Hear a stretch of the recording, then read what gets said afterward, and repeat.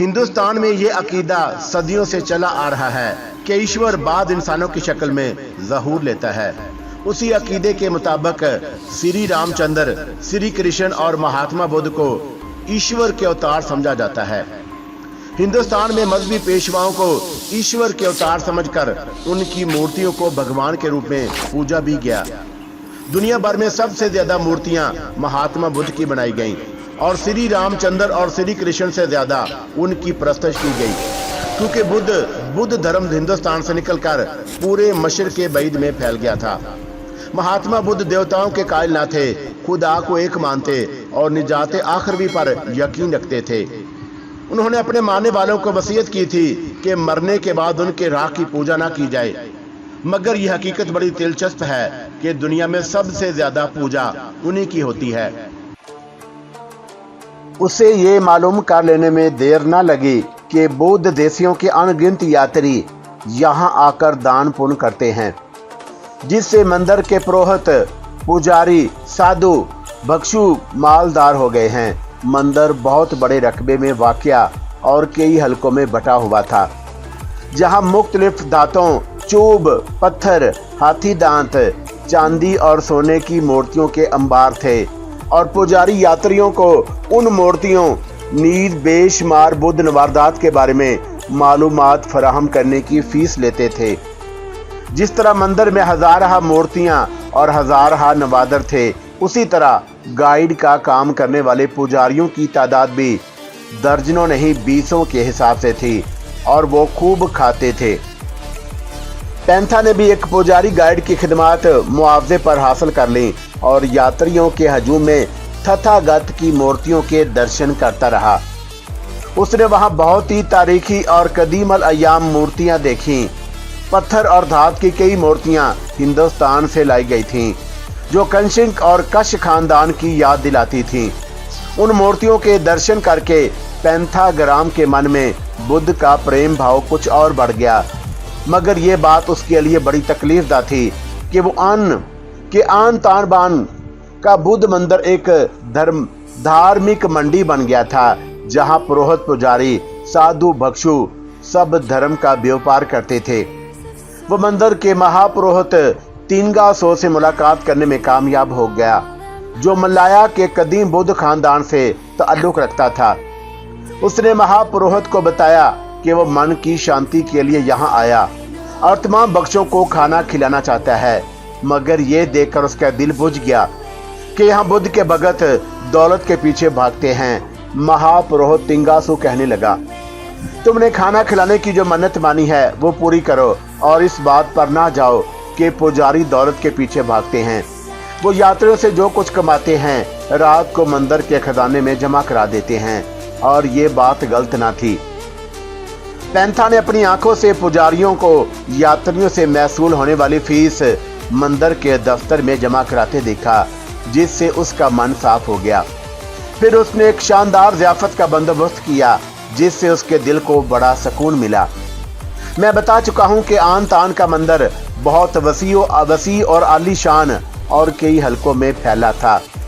Golden section में सिर्फ सोने की मूर्तियां रखी गई थी, जिनकी मालियत लाखों रुपए थी। इसलिए कई पहरेदार दिन रात देखभाल करते। तीसरे दिन पैंथाग्राम ने गोल्डन सेक्शन का रुख किया। उसने थोड़ी सी मलाई जुबान सीख ली थी और खाना खिलाने की वजह से बहुत से लोग उसे जानने लगे थे। इसलिए जब वक्त से पहले ही, क्योंकि मंदिर में ज़ियारत के औकात मुकर्रर थे, गोल्डन सेक्शन में दाखिल हुआ तो चौकीदारों ने उसे नहीं रोका। वो उस सेक्शन के निगरान से, जो महापुरोहित का नायब खास था, कुछ मालूमात हासिल करना चाहता था। मंदिर में सब लोग, क्या साधु भिक्षु, क्या गाइड और यात्री नंगे पांव फिरते और अपनी जूतियां बाहर ही उतारते थे। जब पैंथा बेआवाज चलता नायब खास के कमरे के दरवाजे पर पहुंचा तो अंदर से खुसर फुसर की आवाज सुनी और मलाई जुबान के जो चंद अल्फाज कानों में पड़े वो चौंका देने वाले थे, क्योंकि अंदर सोने की कीमती मूर्तियों को एक खुफिया रास्ते से उड़ा ले जाने की साजिश हो रही थी और मंदिर के नायब खास ने जो खुफिया रास्ता जानता था, उस काम के लिए रात के 1 बजे का वक़्त मुकर्रर किया था। वो दंग रह गया और नायबे खास से मिलने की बजाय वहीं से दबे पांव लौट आया, मगर परेशान था कि उन लोगों की शक्लें तो देखी नहीं कि कौन थे। दोबारा अंदर जाना मुनासिब ना था। वहीं चौकीदारों से बातें करने लगा। मंदिर में ज़ियारत का समय शुरू होने वाला था और गाइड यात्रियों के हिमरा आ रहे थे। उसी असना में दो यात्री जो शक्लो शबा से जापानी मालूम होते थे, नायबे खास के कमरे में से बाहर आए और मंदिर के बैरूनी गेट की तरफ चले गए। उनके खुरदरे चेहरों पर समुद्री हवाओं ने कुछ ऐसे असरार छोड़े थे कि जिनसे ये अंदाजा लगाना मुश्किल ना था कि पेशावर मलाह हैं जिनकी जिंदगी समुद्रों में गुजरती है। पेंथाग्राम किसी हचकचाहट के बगैर महापुरोहित तिंगासू के तक पहुंचा और जब उसे तन्हाई में बात करने की इजाजत मिल गई, मूर्तियों की चोरी के बारे में जो कुछ सुना था महापुरोहित को सुना दिया। वो इस सनसनीखेज इत्तला पर हैरान रह गया, क्योंकि नायबे खास बड़े भरोसे का आदमी था। फिर भी उसने एहतियात के तौर पर पुलिस को खबर दे दी और दरख्वास्त की कि मंदिर की खुफिया निगरानी की जाए और उसके साथ ही एक पुजारी को नायबे खास की निगरानी पर मुकर्रर कर दिया। नायबे खास और जापानी मलाहों की मुलाकात रात को 1 बजे गोल्डन सेक्शन के पीछे मंदिर के एक सुनसान गली में तय पाई थी, जहां उन्हें पहरेदारों की नजरों से बचकर पहुंचना था। रात के 1 बजे भी वो गली सुनसान थी और तयशुदा प्रोग्राम के मुताबिक उनकी मुलाकात उसी गली में हुई। नायबे खास ने रात की तारीकी में जापानी मलाहों को साथ लिया और एक अकबी दरवाजे का ताला खोलकर तलाई मूर्तियों के सेक्शन में दाखिल हुआ। मगर जब बड़ी अलमारी का ताला खोल रहा था, जिसके शीशों के पीछे सबसे कीमती मूर्तियां रखी थीं, कि नागहां हालनुमा कमरे में रोशनी हो गई और कई मसला सिपाहियों ने अलमारियों के पीछे से निकलकर उन्हें घेर लिया। नायबे खास और जापानी मलाह रंगे हाथों पकड़े गए। को आन तान के पुलिस इंस्पेक्टर के हमरा महापुरोहित तिंगासू और पेंथाग्राम खुद मौजूद थे। बाद में पता चला कि जापानी मलाह समुद्री कज़ाकों की एक तंजीम से ताल्लुक रखते थे, जो शांत महासागर के जजीरों के आसपास भूले भटके जहाज़ों को लूट लेती थी। बहरी कज़ाकों का एक इंतहाई तेज रफ्तार स्टीमर को आन तान के साहल पर लंगर अंदाज था, जिसमें उनका सरदार कैप्टन के रूप में मौजूद था।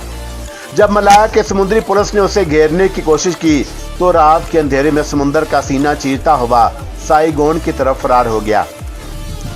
ये महज इत्तेफाक था कि पेंथाग्राम को चोरी की साजिश का पता चल गया और उसने महापुरोहित तिंगासू को खबरदार कर दिया।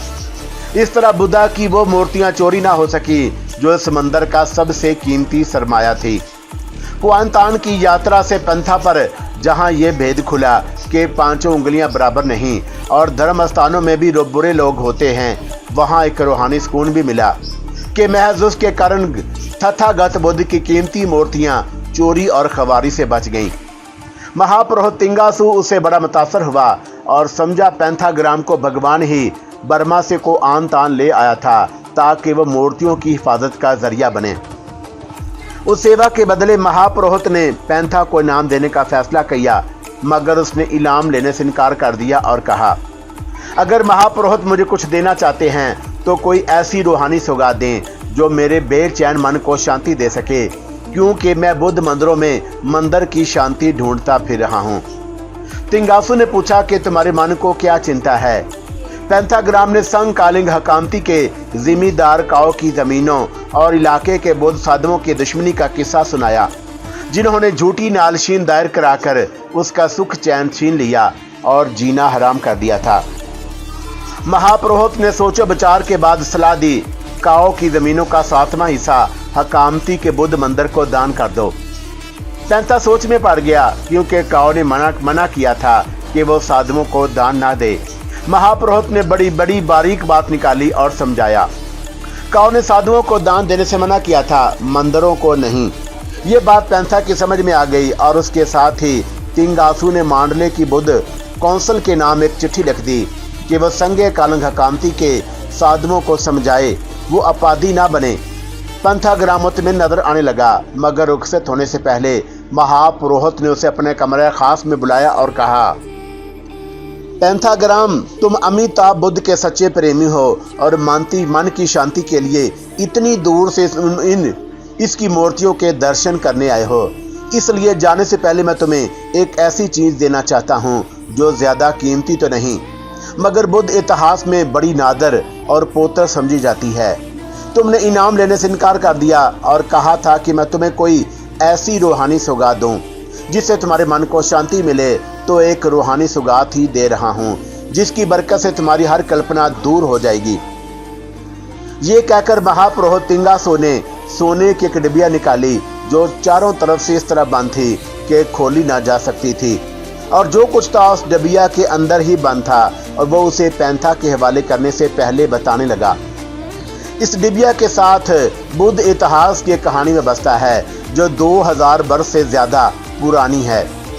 सदियों पहले मलाया के कुछ व्यापारी हिंदुस्तान गए और वहां से कुछ बुद्ध सौगातें अपने साथ लाए थे। इस तरह ये डिबिया भी यहाँ पहुंची। मलाया के जो व्यापारी उसे लाए थे उन्हें हदायत की गई कि डिबिया खोलने या तोड़ने की कोशिश ना करें, मगर जी बात यह है कि डिबिया जहाँ भी रखी गई वहाँ शांति ही शांति रही। बहुत से लोग इन बातों को नहीं मानते, मगर बाद चीज़ों पर भगवान का साया होता है और उनकी बरकत अपना असर दिखाती है। तभी मैं ये पुरानी और रूहानी सौगात में दे रहा हूँ और नसीहत करता हूँ कि कभी इसे खोलने या तोड़ने की कोशिश ना करना और अपने घर के किसी महफूज जगह पर रखना। मुझे पूरा विश्वास है कि इसकी बरकत से तुम्हारी सारी मुश्किलें दूर हो जाएंगी। ये कहकर तिंगासो ने वो डबिया पैंथा ग्राम के सुपुर्द कर दी। पैंथा को रुपए, पैसे या चांदी सोने का लालच नहीं था। वैसे भी डिबिया का वजन पाव भर से ज्यादा न था और उसके सोने की कीमत चंद 100 रुपये होगी, मगर पुरोहित ने उसकी जिस तारीखी हैसियत का जिक्र किया वो पैंथा की गहरी दिलचस्पी का बायस बन गई और पूछने लगा, आपने बुद्ध इतिहास के बारे में कहा है कि क्या मैं वो कहानी जान सकता हूँ ताकि इसकी तारीखी अहमियत से आगाह हो सकूँ? क्यों नहीं, जो कुछ मुझे मालूम है तुम्हें बता देता हूँ। फिर तिंगासो डबिया की तारीखी हैसियत बयान करने लगा, जिसके जैसा कि मैंने कहा कि यह डबिया 2000 साल से ज़्यादा पुरानी और हिंदुस्तान के बुद्ध महाराजा अशोका के ज़माने से ताल्लुक़ रखती है। उस ज़माने में मशहूर बुद्ध अरहत सारगलियान ने अमिताभ बुद्ध की एक मुकद्दस मूर्ति महाराजा अशोका को भेंट की और उसे मर्ग दाव के बड़े मुठ में रखने की ख्वाहिश की थी, जो बनारस से 3 मील शमाल की जानब तामीर हुआ था। कहते हैं कि उस मूर्ति में कोई जीवन भेद था, जिसकी खातिर मूर्ति सरकारी मुठ की हिफाजत में दे दी गई। बाद में सारगलियान ने सोने की यह डिबिया बनवाई और शायद इसमें अभी कोई भेद की बात महफूज कर दी। मरने से पहले वो डिबिया बोध गया के एक पुरोहित को सौंप गया, जो ना जाने कहां से होती हुई आखिर मलाया पहुंची, और अब ये डिबिया तुम्हें सौंप रहा हूं। काया पैंथा की इस कहानी में सारगलियान का नाम और मुकद्दस मूर्ति का जिक्र सुनकर मेरी जो कैफियत हुई वो बयान नहीं कर सकता। मारे हैरत के घायल जिस्म में सनसनी की एक लहर दौड़ गई, क्योंकि मुकद्दस मूर्ति के साथ एक पोतर डिबिया का इंकशाफ मेरे लिए बड़ा ही हैरान कुन था, और मैं ये जानने के लिए बेचैन था कि उस डिबिया में क्या है। उस बेचैनी में उठने की कोशिश की, मगर सारा शरीर दर्द की शिद्दत से थरा उठा और मेरे होंठों से हाय की आवाज़ निकली। काया पैंथा समझा कि शायद मैं लेटे लेटे थक गया और उठना चाहता हूँ। मेरा हाथ पकड़ कर बोला, काया पैंथा समझा कि शायद मैं लेटे लेटे थक गया हूँ और उठना चाहता हूँ। मेरा हाथ पकड़ कर बोला, लेटे रहो कैसे बेटे, तुम घायल हो, हिलने जुलने से तकलीफ होगी। मैंने अपनी बेचैनी को अल्फाज के पर्दे में लपेटने की कोशिश की। मैं तुम्हारी दिलचस्प कहानी में इतना खो गया था कि अपना घाव भूल गया। हालांकि सच बात यह है कि काया ने अपने बाप पैंथा ग्राम की जो कहानी सुनाई वो तो एक बुद्ध तरीकी सरगुज़श्त से ज्यादा कोई अहमियत ना रखती थी, जिससे किसी को दिलचस्पी हो सकती है, किसी को नहीं। मैं भी महज को आन तान के मंदिर में बुद्ध की हजारहा मूर्तियों की वजह से वो सरगुज़श्त सुनता रहा। महाराजा अशोका सारगलियान मुकद्दस मूर्ति और पोतर डिबिया के जिक्र पर चौंका था। ना सिर्फ चौंका बल्कि हैरत में उठने की भूल कर बैठा, जिसने एहसास दिलाया कि मैं तो हिलने जुलने के भी काबिल नहीं। बहरहाल काया पैंथा की कहानी मेरी दिलचस्पी शुरू हो चुकी थी और मैं उस रूहानी सौगात के बारे में जो को आन तान के महापुरोहित ने पैंथा ग्राम के हवाले की मजीद कुछ जानना कुछ सुनना चाहता था और लेटे लेटे बोला। तो पेंथाग्राम ने सार गलियान की वो डिबिया तिंगासो से ले ली। हाँ, क्योंकि वो एक पोतर डिबिया थी और उसकी बरकत से मन को शांति मिलती थी। मगर पेंथाग्राम ने यह नहीं पूछा कि डिबिया पोतर क्यों है। पूछा था और वही अब तुम्हें बताने वाला हूँ। मैं अपने शरीर की सूजन और जख्मों की तकलीफ को नजरअंदाज करके हिमातुन गोश हो गया, क्योंकि कहानी का इंतहाई दिलचस्प मरहला तो अब शुरू हुआ था। काया कहने लगा, ऐसी नादर और नायाब डिबिया वाकई एक तारीखी और रूहानी सौगात थी जो 2000 साल से ज्यादा पुरानी और सार गलियान जैसे महापुरुष ने छोड़ी थी, और जिसकी बरकत इतनी सदियां बीत जाने पर भी खत्म या कम ना हो सकी थी। जब भी पेंथाग्राम ने उसके बारे में कुछ मालूमात हासिल की और सबसे अहम बात ये पूछी कि इस डिबिया में क्या है और ये पोतर क्यों है। गालबन को आन तान का महापुरोहित खुद भी नहीं जानता था कि डिबिया में कौन सी अनोखी शय बंद कर दी गई है जो बरकत का कारण है। उसने जवाब दिया, पेंथाग्राम, तुम्हें यह जानने की जरूरत नहीं कि इसमें क्या है। इसे खोलने और तोड़ने की मुन्ना भी अपने इसलिए कर दी गई है कि कोई इसके अंदर के गुण और जोहर को ना जान सके। शायद महापुरुष सार गलियान ने इसमें कोई ऐसा भेद बंद कर दिया है जिसका नाता महाराज अमिताभ बुद्ध से है, क्योंकि सोने के इस डिबिया पर सार गलियान ने पाली जुबान में कुछ पोतर शब्द और कुछ पोतर नाम कुंदा कराए थे, जिनकी वजह से ये डिबिया पोतर है। फिर महापुरोहित के कहने पर पैंथा ने डिबिया पर कुंदा हरूफ देखे और तिंगासू से कहने लगा, तुम इन्हें पढ़ नहीं सकोगे, क्योंकि ये शब्द और नाम पाली जुबान में हैं, जो अब दुनिया में कहीं और बोली और समझी नहीं जाती। हिंदुस्तान में बुद्ध राज के साथ पाली जुबान का भी अंत हो गया था, मगर मैं तुम्हें बता देता हूँ कि पोतर शब्द और पोतर नाम ये हैं: जीवन भेद, चार अनाय, तथागत, शाक्यामणि, अमिताभ, आत्मा रूपी। और काया पैंथा की जुबान से ये शब्द और नाम सुनकर मुझे पर हैरत का ऐसा जबरदस्त दौड़ा पड़ा कि कुछ होश ना रहा, और मैं जोशी हैरत में एकदम उठकर बैठ गया। झटके के साथ उठने से जख्मों में शदीद टीसें उठी और शरीर की नस नस में चिंगारियां सुलग उठी। मगर काया ने जो अजीबोगरीब और सनसीखेज इंकशाफ किया था, उसके सामने मैं अपनी जिस्मानी तकलीफ भूल गया। वो भी मेरे इस तरह एकाएकी उठने पर हैरान रह गया और घबराकर पूछने लगा, क्या हुआ कैशव, तुम्हारा मन तो ठीक है? मैं तड़प कर बोला, ये बताओ फिर क्या हुआ? क्या पेंथाग्राम को आन तान से वो डिबिया लेकर आया था? अब हैरान होने की बारी का पैंथा की थी। पुर इसरार डिबिया के बारे में मेरी ये बेचैनी और दिलचस्पी देखकर वो हैरत का साया बन गया और अजीब नजरों से देखने लगा। उसके वहमो गुमान में भी नहीं था कि जो कुछ वो बता रहा है मेरे लिए इतना तहय्यर खेद होगा। उसकी तरह अब मैं भी कोठरी के अंधेरे से मानूस हो गया और ना सिर्फ उसका हयोला देख सकता, बल्कि होंठों की हरकत और आंखों की चमक से जज्बात का अंदाजा लगा लेता था। इस वक्त उसकी आंखों में हैरत की बिजलियां सी कूद गईं। गालबन इस बात पर हैरान था कि सार गलियान की डिबिया पर कुंदा पाली जुबान के 4 शब्द और 4 नाम मेरे लिए ऐसा अचंबा क्यों बन गए कि मैं अपने जख्मों की परवाह किए बगैर उठ गया। मेरी आप बीती पढ़ने वाले इन शब्दों और नामों की अहमियत को जानते और समझ गए होंगे कि काया पैंथा के इंकशाफ पर मेरा हैरान और बेचैन हो जाना बेसबब न था, क्योंकि इन्हीं शब्दों और नामों में जो आनंद बख्शू वाली मूर्ति पर भी कुंदा थे, जीवन का कोई गहरा राज लपेट दिया गया था। काया मेरी बेचैनी को चश्मे हैरत से देखता रहा। उसने अभी तक मेरे सवाल का जवाब ना दिया था। मैंने उसे तवज्जो दिलाई। काया मूसा, मैंने कुछ पूछा था और मैं सोच रहा हूँ, उसने जवाब दिया। अगर तुम डिबिया पर लिखे शब्द और नाम सुनकर इतने बेचैन और परेशान हो गए हो, तो जो कुछ मैं आगे बयान करने वाला हूँ उसे सुनकर तुम्हारी हालत क्या होगी। काया पैंथा की कहानी अब मेरी हैरत और दिलचस्पी का महवर बनती जा रही थी। मैंने कहा, मेरी चिंता ना करो और जो कुछ बताना चाहता हूँ बताते रहो। जो कुछ तुमने पूछा था उसका जवाब हाँ है, क्योंकि मेरा बाप वो डिबिया को आन तान से ले आया था और महापुरोहित तिंगासो ने आखिरी बात ये बताई कि सार गलियान की डिबिया पर एक हदायत भी कुंदा कराई थी, और ये है उसका अर्थ। इस भेद को खोलने का अधिकार सिर्फ उस आदमी को है जो भगवान शाक्यामणि की वो मुकद्दस मूर्ति हासिल कर ले जो उनके प्यारे शश आनंद बख्शू ने बनवाई थी। ये एक और अजीब इंकिशाफ था जो काया ने किया और मुझ पर हैरत का एक और आलम गुजर गया, क्योंकि सार गलियान की डिबिया और मुकद्दस मूर्ति बाहम लाजमो मलजूम कर दी गई थी। ये उनकी मसाल 2 तन और 1 जान की सी थी। गोया सार गलियान ने मुकद्दस मूर्ति की रूह निकालकर डिबिया में बंद कर दी।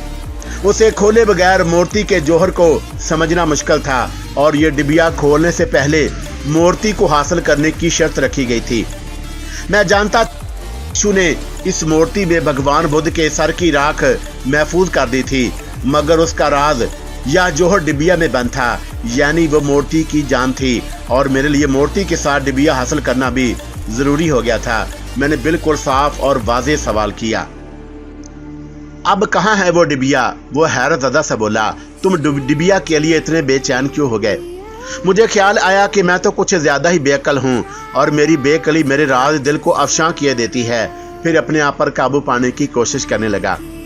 कोई भी बुद्ध ज्ञानी जब सुनेगा कि वो डिबिया सार गलियान जैसे महापुरुष की यादगार है और उस पर भगवान बुद्ध के 4 पुत्र नाम लिखे हैं, तो क्या उसके लिए बेचैन नहीं होगा? मेरा ये उज़र काया पैंथा को माकूल मालूम हुआ। पुरोहित गंजाल ने भी यही कहा था कि तुम एक बुद्ध ज्ञानी हो। उस नाते बुद्ध इतिहास की कहानी से तुम्हारी दिलचस्पी जरूरी है, मगर आराम से लेट जाओ, मैं तुम्हें सब कुछ बता दूंगा। ये कहकर उसने खुद ही मुझे कंधों से पकड़कर लिटाने की कोशिश की और एक बार फिर मेरे दुखते जिस्म को दर्द की लहरों से गुजरना पड़ा और मैं चंद लम्हे शदीद करब से 2-4 रहा। काया भी परेशान था। तुम्हारा शरीर गर्म है, कहीं बुखार तो नहीं? शायद जख्मों की जलन है। कुछ देर आराम कर लो, उठने बैठने से जख्म और बिगड़ जाएंगे। काया मूसा, तुम अपनी कहानी कहते रहो। अब मैं कहानी नहीं कहूँगा। क्यों नहीं कहोगे? तुम बेकल होते और उठकर बैठ जाते हो। पहले अच्छे तो हो लो, फिर सुन लेना मेरी कहानी। ये कहकर वो खामोश हो गया और खामोशी और अंधेरे में सार गलियान की छोड़ी हुई तलाई डिबिया मेरे तस्वर में पुतली की तरह घूमने और नाचने लगी। कई मिनट तक ना उसने बात की ना मैं बोला और उस खामोशी में हर लम्हा बड़ा तवील और बोझल महसूस होने लगा। मेरा ज़हन उस पुर इसरार डिबिया के ताक़ब में था और उसके बारे में बढ़ती हुई दिलचस्पी मजबूर कर रही थी कि मैं कुछ पूछूं, कुछ बोलूं। आखिर मेरे होंठ बोल पड़े, काया मूसा, इस तरह समय कैसे कटेगा? समय तो हर हाल में कट जाता है। मैंने 5 वर्ष काटे हैं इस तारीकी तन्हाई और खामोशी में, मगर मुझे तो यह खामोशी डसे जा रही है। कुछ बोलो, कुछ कहो। क्या बोलूं, क्या कहूं? अपनी कहानी कहो ना। मैं दिल की ख्वाहिश दबा ना सका। मेरा ध्यान बटा रहेगा। खामोशी में तो घाव और भी दुखने लगते हैं। अगर तुम्हें खामोशी अच्छी नहीं लगती तो अपनी राम कहानी सुनाता हूँ। फिर वो कहने लगा, मेरे बाप पैंथाग्राम पर साधवों के कारण जो कुछ बीती वो तुम सुन चुके हो और उसका बहुत थोड़ा सा हाल बाकी है। कुआन तान की यात्रा करके वो हकामती में लौटा तो मालूम नहीं पुरोहित तिंगासू की चिट्ठी का असर था जो उसने मांडले की बुद्ध कौंसिल को लिखी थी, या सार गलियान की पोतर डिबिया की करामत कि कुछ ही दिनों में काओ की जमीनों के सारे झूठे मुकदमे वापस ले लिए या खारिज कर दिए गए। पैंथा ने तिंगासू की हिदायत के मुताबिक जमीनों का 7वां हिस्सा बुद्ध मंदिर के नाम दान कर दिया और वही साधु जो उसकी आबरू और जान के दुश्मन हो रहे थे, उसे धर्म का बैरी और नास्तिक कहते थे, उसके धर्म प्यार के गुण गाने लगे। काओ के वो झूठे रिश्तेदार भी ना जाने कहाँ गायब हो गए कि फिर किसी की सूरत भी दिखाई ना दी और वह क्रूद और झूठो मकरो तफरीद का तूफान देखते ही देखते उतर गया और पैंथा को वो शांति मिल गई जिसका वो मुद्दत से मतलाशी था। मेरे बाप का ख्याल था कि यह सब कुछ पोतर डिबिया की बरकत का नतीजा है जिसे वो जान से ज्यादा अजीज रखता था। मरने से पहले उसने वो डिबिया मेरे हवाले की और कहा, मैंने इसके बारे में किसी को कुछ नहीं बताया और दुनिया की नजरों से छुपा कर रखा है। उसी की बरकत से मुझे शांति मिली और मेरे सारे बिगड़े काम काज सुधर गए। तुम भी उस पुत्र सौगात की अपनी जान से बढ़कर हिफाजत करना, ना उसे खोलना, ना तोड़ना, ना किसी को देना, ना बेचना। मुझे वचन दो कि मैंने जो कुछ कहा है वही करोगे। भला मुझे एक ऐसी तारीखी शायर की हिफाजत से क्या इनकार हो सकता था जो मेरे बाप की शांति और उसकी खुशहाली का सबब बनी। पैंथाग्राम ने जैसा चाहा था मैंने वैसा वचन दे दिया। उसके आखिरी अल्फाज मुझे आज भी याद हैं। उसने मरने से पहले कहा था, काया बेटे, जब तुम इस संसार का जीवन भोग कर दूसरे संसार में आओगे तो मैं तुमसे पूछूंगा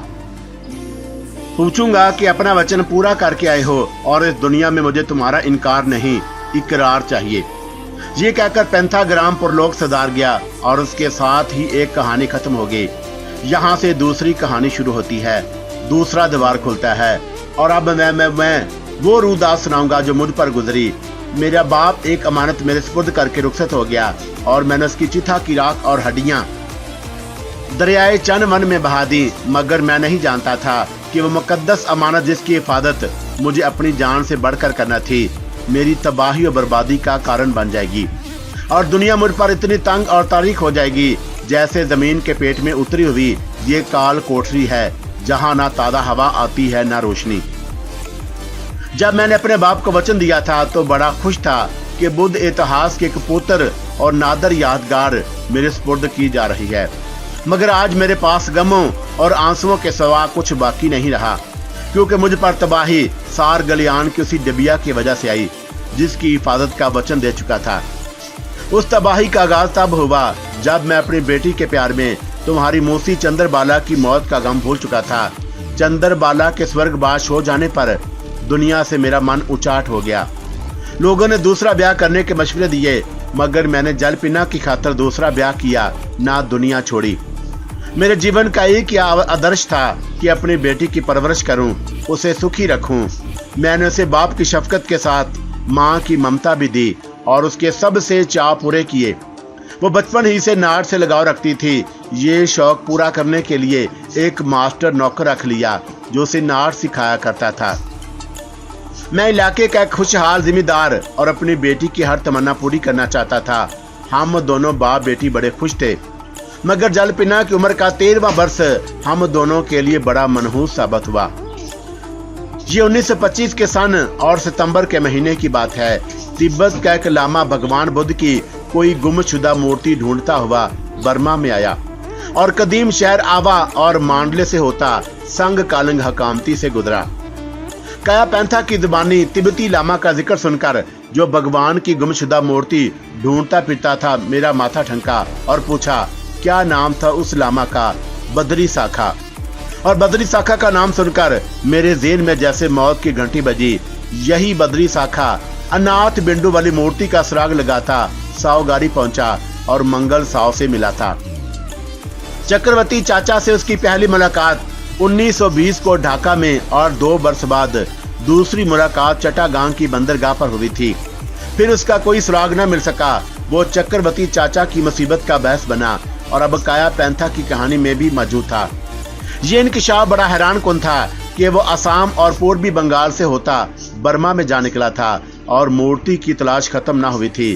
काया ने बताया, बद्री साखा ने मांडले में किसी बर्मी यात्री से सुना था कि संग कालिंग हकामती का जिम्मेदार पैंथाग्राम को आन तान के मंदिर से कोई तारीखी सौगात लेकर आया था। पैंथाग्राम को आन तान के मंदिर से कोई तारीखी सौगात लेकर आया था जो सार गलियान जैसे महापुरुष की यादगार है। जब मुझसे मिला तो उसी सौगात को देखने की फरमाइश की। मैंने कोई मजाइका न समझा और पुत्र डिबिया उसे दिखाई और कहा, इस बंद डिबिया को खोलने का हुक्म नहीं।